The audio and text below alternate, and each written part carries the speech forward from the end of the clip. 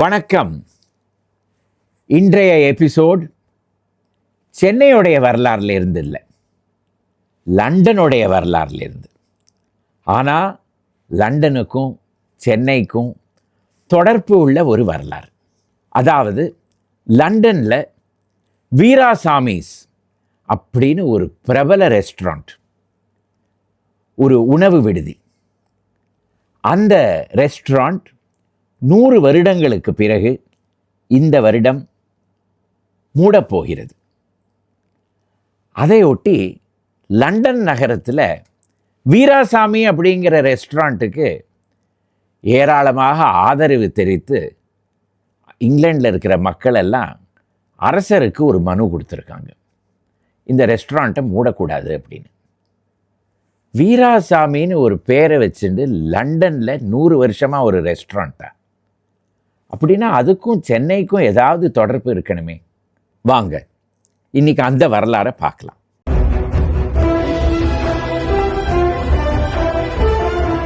வீராசாமி அப்படின்னு பேரை பார்த்த உடனே 100 வருடங்களுக்கு முன்னாடி சென்னையிலேருந்து யாராவது ஒருத்தர் இந்த பேரை வச்சுட்டு லண்டனில் போய் ஒரு ரெஸ்டாரண்ட்டை திறந்திருப்பார் அப்படின்னு தான் நம்ம நினைக்கக்கூடும்.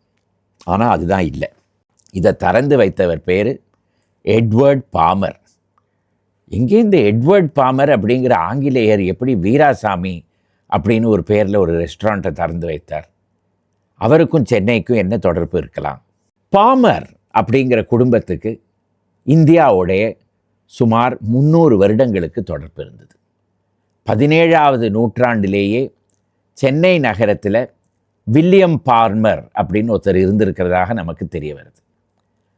ஆனால் 18ஆவது நூற்றாண்டில் ஒரு பால்மர் மிகவும் பிரபலமடைந்தார். அவர்தான் அப்பொழுது இந்தியாவுக்கு கவர்னர் ஜெனரலாக இருந்த வாரன் ஹேஸ்டிங்ஸுக்கு அந்தரங்க காரியதரிசியாக இருந்த வில்லியம் பால்மர். இந்த வில்லியம் பால்மர் இராணுவத்திலையும் இருந்து ஒரு பெரிய பதவிக்கு வந்தார், ஜெனரல் வில்லியம் பால்மர். அதாவது படைக்கே கமாண்டர் இன் சீஃபாக இருந்திருப்பதாக நமக்கு தெரிய வருது. வாரன் ஹேஸ்டிங்ஸோடைய அந்தரங்க காரியதரிசியாக இருந்ததுனால, அதுவும் கவர்னர் ஜெனரலுக்கே செக்ரட்டரியாக இருந்ததுனால இவருக்கு பெரிய பெரிய பதவிகள் எல்லாமும் கிடைத்தது. உதாரணத்துக்கு லக்னோ நகரத்தில் ஆங்கில பிரதிநிதியாக இருந்தார். அதே போல் மகாராஷ்டிராலையும் ஆங்கில பிரதிநிதியாக 18ஆவது நூற்றாண்டில் இருந்தார். அவருடைய 2வது மனைவியாக ஒரு இஸ்லாமிய பெண்மணியை மணந்து கொண்டார். அந்த அம்மாள் பேர் ஃபைஸ் பீபி. பிற்காலத்து வரலாறில் இவங்க முகலாய மன்னர்களுடைய வம்சத்தில் வந்தவங்க அப்படின்னு சில பேர் சொல்கிறாங்க. அதே போல் சில பேர் லக்னோவில் இருந்த அவத் நவாபுடைய வம்சத்துலேருந்து வந்தாங்க அப்படின்லாம் சொல்கிறாங்க. ஆனால் இது ஆதாரபூர்வமாக சரியா அப்படின்னு நமக்கு தெரிய வரதில்லை. பெரும்பாலும் 18ஆவது நூற்றாண்டில் ஆங்கிலேயர்களை மணந்து கொண்ட அந்த இஸ்லாமிய பீபிகள் எல்லோருமே பாடகிகளாகவோ நாட்டியக்காரிகளாகவோ தான் இருந்தார்கள். இந்த அம்மணியும் அந்த மாதிரி தான் இருந்திருக்கக்கூடும். அந்த பால்மருக்கும் அந்த ஃபைஸ் பீபிக்கும் நடந்த திருமணத்திலேருந்து பல குழந்தைகள் பிறந்தன. அதில் ஒருத்தர் தான் ஜான் பால்மர். இவர் 19ஆவது நூற்றாண்டுடைய ஆரம்ப காலத்தில் ஹைதராபாத்துக்கு அங்கே பால்மர் அண்ட் கம்பெனி அப்படின்னு ஒரு நிறுவனத்தை தொடக்கி வைத்தார். அந்த காலத்தில் கிழக்கிந்திய கம்பெனி இந்தியாவிலிருந்து நீலி, அதாவது இண்டிகோவை ஐரோப்பாவுக்கு ஏற்றுமதி செய்து கொண்டிருந்தது. அதில் பெரிய லாபமும் சம்பாதித்தது. அதில் இந்த பால்மர் அண்ட் கம்பெனிக்கு ஒரு பெரிய பங்கு இருந்தது. இவர்களும் அதில் ஏராளமாக லாபம் சம்பாதித்தார்கள். இந்த பால்மர் குடும்பமே ஒரு பெரிய பணக்கார குடும்பமாக ஹைதராபாத்தில் வசிக்க ஆரம்பித்தது. ஆனால் 19ஆவது நூற்றாண்டிலேயே பல மோசடிகள் செய்ததுனால இந்த பால்மர் அண்ட் கம்பெனி திவாலாகவும் போனது. அதற்கு பிறகு இந்த குடும்பத்தில் சேர்ந்தவர் ஒருவர் சென்னைக்கு அப்போது சென்னையில் இருந்த பேங்க் ஆஃப் மெட்ராஸுக்கு இங்கே ஏஜெண்ட்டாக இருந்தார். அவருடைய மகன்தான் இந்த எட்வர்ட் பாமர். வீராசாமி அண்ட் கம்பெனியை தொடக்கி வைத்த எட்வர்ட் பாமர். எட்வர்ட் பால்மரோட தாயார் ஆங்கிலேய பெண்மணியா இந்திய பெண்மணியா அப்படிங்கிறது நமக்கு சரியாக தெரிய வரதில்லை. ஆனால் இந்த குடும்பத்துடைய வரலாறை பார்த்தா அவரும் ஒரு இஸ்லாமிய பெண்மணியாக தான் இருந்திருக்கக்கூடும் அப்படின்னு நமக்கு தெரிய வருது. இந்த எட்வர்ட் பாமரை அவருடைய தகப்பனார் இங்கிலாந்துக்கு 19வது நூற்றாண்டுடைய கடைசி பகுதியில் மருத்துவம் படிப்பதற்காக அனுப்பி வைத்தார். ஆனால் இந்த எட்வர்ட் பாமருக்கு மருத்துவத்தில் ஒரு நாட்டமே இல்லை. அவருக்கு சமையற்கலையில் தான் நாட்டம் இருந்தது. அவர் பிறகு 20வது நூற்றாண்டில் ஒரு புத்தகத்தில் எழுதுகிறார், சின்ன குழந்தையாக இருந்த காலத்திலேருந்தே எனக்கு சமையல் வேலையில் தான் ரொம்ப ஒரு கண்ணோட்டமும் ஒரு நாட்டமும் இருந்தது. அதில் எப்போ பார்த்தாலும் நான் பார்த்து கொண்டே இருப்பேன் எப்படியெல்லாம் வந்து சமைக்கிறாங்க அப்படின்னு. அதுவும் எங்கள் அம்மா வந்து இந்திய சமையலில் ஒரு பெரிய எக்ஸ்பர்ட்டாக இருந்தார். அவரை மாதிரி நான் வேறு யாருமே இந்திய சமையல்லாம் செய்து பார்த்ததே கிடையாது. நலபாகம் பாரி போல இருந்திருக்கும் போல இருக்கு. அதனால நான் இங்கிலாந்துக்கு போன போது அங்கே வந்து சமையலெல்லாம் எப்படி செய்து கொண்டிருந்தாங்க அப்படிங்கிறதெல்லாம் பார்த்து மருத்துவ படிப்பை எல்லாத்தையும் விட்டுட்டு மெட்ராஸ்லேருந்தும் ஹைதராபாத்லேருந்தும் மசாலா பொடி அதை ஏற்றுமதி செய்ய ஆரம்பித்தேன் அப்படின்னு அவர் எழுதுகிறார். இந்த மசாலா பொடிக்கு நிசாம் அப்படின்னு ஒரு பிராண்ட், ஒரு பெயர் கொடுத்தார். ஆனால் கம்பெனியோட பெயர் என்ன தெரியுமோ? Veeraswamy and company. இதை 1896 வருடம் தொடக்கி வைத்தார். அதே பேரில் நிசாம் பிராண்டில் கறிப்பொடியெல்லாம் இந்தியாவிலேருந்து இங்கிலாந்துக்கு ஏற்றுமதி செய்து கொண்டிருந்தார். அதில் ஏராளமாக பணமும் சம்பாதித்தார். இந்த வீராசாமி அப்படிங்கிற பெயர் இவருக்கு எப்படி வந்திருக்க முடியும்? இதில் இது ஒரு பெரிய கவனிக்க வேண்டிய விஷயம். அந்த காலத்தில், அதாவது 19வது நூற்றாண்டில் சென்னையில் இருந்த ஆங்கிலேய இல்லங்களில் சமையற்கட்டில் பணிபுரிந்த இந்தியர்கள் பெரும்பாலும் தலித் சமூகத்தை சேர்ந்தவர்கள் தான். ஏன்னா ஜாதி இந்தியர்கள் வந்து ஆங்கிலேயர்களுடைய சமையற்கட்டுக்குள்ளே நுழையவே மாட்டார்கள். ஒன்றா அவர்கள் இஸ்லாமியர்களாக இருக்க வேண்டும், இல்லாவிடில் அவர்கள் வந்து தலித் சமூகத்தை சேர்ந்தவர்களாக இருக்க வேண்டும். அந்த காலத்தில் ஆங்கிலேயர்களுக்கு பல இந்திய பெயர்கள் வாயில் நுழையக்கூட நுழையாது. அதனால எல்லாருக்கும் ஒரே ஒரு பேர் தான் ராமசாமி. சமையற்கட்டில் இருந்த பெரும்பாலும் சமையற்காரர்கள் எல்லாருக்குமே ராமசாமி அப்படிங்கிற பெயர் தான் கொடுப்பாங்க. இது நமக்கு எங்கேருந்து தெரிய வருது? 19வது நூற்றாண்டில் சென்னையில் கர்னல் கெனி ஹெர்பர்ட் அப்படின்னு ஒரு இராணுவ படை வீரர் இருந்தார். அவர் ஒரு புத்தகம் எழுதினார், சமையற்கலை புத்தகம், notes from an Indian kitchen. அதை வந்து ஹிகின் பாத்தம்ஸ் நிறுவனம் தான் பிரசுரித்தது.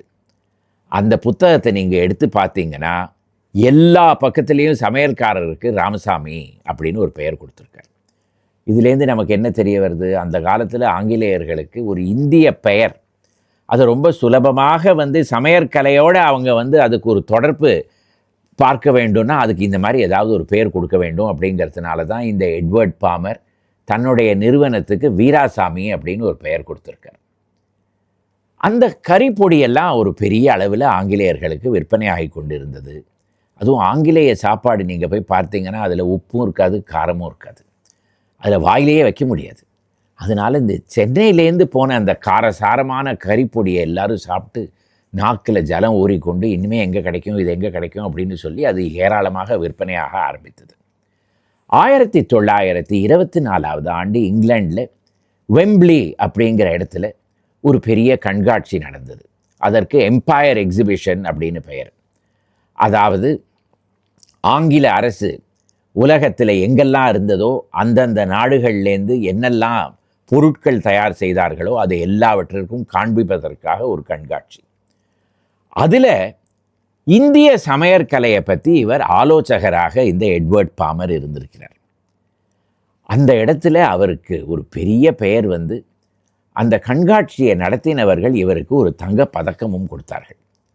அதற்கு பிறகுதான் இவர் 1926 ஆண்டு லண்டனில் மேற்கு பகுதி, அதாவது சென்னையில் போட் கிளப் எப்படியோ அதுபோல் லண்டனில் மேற்கு பகுதி, வெஸ்ட் எண்ட், மேற்கு முனை, அந்த இடத்துல ரீஜென்ட் ஸ்ட்ரீட் அப்படிங்கிற இடத்துல வீராசாமிஸ் அப்படின்னு ஒரு ரெஸ்டாரண்ட்டை திறந்து வைத்தார், ஒரு உணவு விடுதியை திறந்து வைத்தார். அதோடைய ஸ்பெல்லிங் எல்லாம் நீங்கள் பார்த்தீங்கன்னா அந்த காலத்தில் VEERASAWMY, நம்ம வீராசுவாமினா SWAMY தான் பார்ப்போம். வீராசாமி, ஆங்கிலேய ஸ்டைலில் ஒரு வீராசாமிஸ் அப்படின்னு எல்லாம் போட்டு திறந்து வைத்தார். அதோடைய மெனு கார்டை நீங்கள் எடுத்து பார்த்தீங்கன்னா பல உணவு வகைகளுக்கு மெட்ராஸ் அப்படின்னு தான் பெயர் இருக்கும். மெட்ராஸ் சிக்கன், மெட்ராஸ் கறி, மெட்ராஸ் புலாவ், மெட்ராஸ் லேம் புலாவ், மெட்ராஸ் ஸ்டிக் கறி, இப்படியெல்லாம் பேர் பார்க்கலாம். அதற்கு பிறகு சில வருடங்களுக்கு அவர் இந்த ரெஸ்டாரண்ட்டை நடத்தின பிறகு அதுக்கு ஒரு பெரிய பெயர் வந்து விட்டது. அதை இவர் விற்பனையும் செய்து விட்டார் அந்த கம்பெனியை. அதற்கு பிறகு ஓய்வு எடுத்துக்கொண்டு பல இடங்களுக்கு சென்று இந்திய சமையற்கலையை பற்றி சொற்பொழிவெல்லாம் நடத்தி வந்து கொண்டிருந்தார். இதில் ஒரு சுவாரஸ்யமான விஷயம் என்னென்னா, தன்னுடைய பெயரை எட்வர்ட் பால்மர் அப்படிங்கிறதுலேருந்து இபி வீராசாமின்னு மாற்றி கொண்டார். ஒரு ஆங்கிலேயர் தன்னுடைய பெயரை இபி வீராசாமின்னு எழுதுவது அப்படிங்கிறது எப்பேற்பட்ட விஷயம். இவர் 1930களில் இந்திய சமையற்கலையை பற்றி ஒரு புத்தகம் வெளியிட்டிருக்கார். இந்த புத்தகம் இப்போவும் யூடியூப்பில் ஃப்ரீ ஃபார் டவுன்லோடாக நமக்கு கிடைக்கிறது. அந்த புத்தகத்தின் பெயர் Indian cookery for use in all countries. இந்த புத்தகத்தை நாம் எடுத்து படித்தோம்னா பல டிஷ்ஷஸுக்கு மெட்ராஸ் அப்படின்னு ஒரு பெயர் இருக்குது. மெட்ராஸ் சிக்கன், அது நான் சொன்ன மாதிரி பல இடங்களில் மெட்ராஸ் அப்படிங்கிற வார்த்தையும் இருக்குது. இன்னொரு விஷயம் என்னென்னா, பல வார்த்தைகளுக்கு தமிழ் மொழிபெயர்ப்பு செய்திருக்கார். உதாரணத்துக்கு கேர்டு அப்படின்னு எழுதி பிராக்கெட்டில் டயர் அப்படின்னு எழுதுகிறார். அதே போல் மட்டனுக்கு ஆடு கறி, பீஃபுக்கு மாடு கறி. அப்புறம் வடை செய்கிறது எப்படின்னு எழுதிட்டு it has to begin with உளுந்து அப்படின்னு எல்லாம் எழுதியிருக்கார். இதுலேருந்து நமக்கு என்ன தெரிய வருது? மெட்ராஸ், அதாவது சென்னைக்கும் இவருக்கும் ஒரு பெரிய நெருங்கின தொடர்பு இருந்திருக்கு. அதை எடுத்துக்கொண்டு தான் இங்கிலாந்துக்கு சென்று இந்திய சமையற்கலையை பிரபலப்படுத்தியிருக்கார். இவர் 1947 வருடம் காலமானார். ஆனால் வீராசாமி அப்படிங்கிற ரெஸ்டாரண்ட் மிகவும் பிரபலமடைந்தது. இங்கிலாந்துக்கு இந்தியாவிலேருந்து செல்பவர்கள், அதுவும் பணக்காரர்கள்லாம் சென்றார்களானா முதல்ல போய் சாப்பிடுவது வீராசாமிஸில் தான். அதே மாதிரி இங்கிலாந்தில் இருந்த பல சினிமாக்காரர்கள், பாடகர்கள், கலைஞர்கள், அதே மாதிரி அரச குடும்பத்தில் இருந்த பல பெயர்கள், அரசியல்வாதிகள் எல்லாரும் வீராசாமிஸ்க்கு போயிருக்காங்க. வீராசாமிஸ் 2வது உலகப் போர் பொழுது இங்கிலாந்து பூரா, லண்டன் பூரா குண்டுகள் விழுந்து கொண்டிருக்கும் பொழுது கூட செயல்பட்டு கொண்டே வந்தது. இன்று வரையில் அதற்கு ஒரு பெரிய பெயர் இருந்தது. ஆனால் இப்போ என்ன ஆகிவிட்டது? அது எடுத்துக்கொண்ட அந்த மனை, எந்த இடத்துல அந்த வீராசாமிஸ் அப்படிங்கிற ரெஸ்டாரண்ட் இருக்கோ அந்த இடத்தை அது 100 வருடத்துக்கு குத்தகை எடுத்துக்கொண்டது. அந்த குத்தகை இப்பொழுது முடியப் போகிறது. அந்த குத்தகை, அந்த மனைக்கு சொந்தக்காரர் யார் அப்படின்னு பார்த்தோன்னா க்ரௌன் எஸ்டேட், அதாவது மன்னருடைய சொந்த சொத்துக்களில் இருக்கிற ஒரு பகுதி அது. அதனால இங்கிலாந்தில் இருக்கிற மக்கள் எல்லாரும் இந்தியாவுக்கும் இங்கிலாந்துக்கும் 100 வருடங்களுக்கு தொடர்பு கொடுத்த ஒரு ரெஸ்டாரண்ட்டை மூடக்கூடாது அப்படின்னு சார்ல்ஸ் மன்னருக்கு ஒரு மனு கொடுத்துருக்காங்க.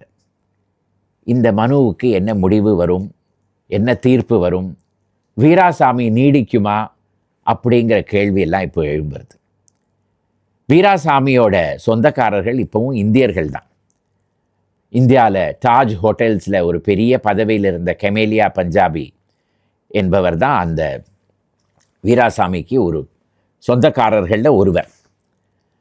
ஆனால் அந்த ரெஸ்டாரண்ட்டுக்கும் சென்னைக்கும் ஒரு பெரிய தொடர்பு இருக்கிறது அப்படிங்கிறது வரலாறுடைய ஒரு பெரிய சுவாரஸ்யமான விஷயம். இந்த எபிசோடு உங்களுக்கு பிடித்திருந்ததுன்னா இதை லைக் செய்யவும், உங்கள் நண்பர்களோடைய ஷேர் செய்யவும், இந்த சேனலுக்கு சப்ஸ்கிரைப் செய்யவும். மறுபடியும் அடுத்த வாரம் இதே போல் சென்னையுடைய வரலாறுலேருந்து ஒரு எபிசோடுடன் வருகிறேன். வணக்கம்.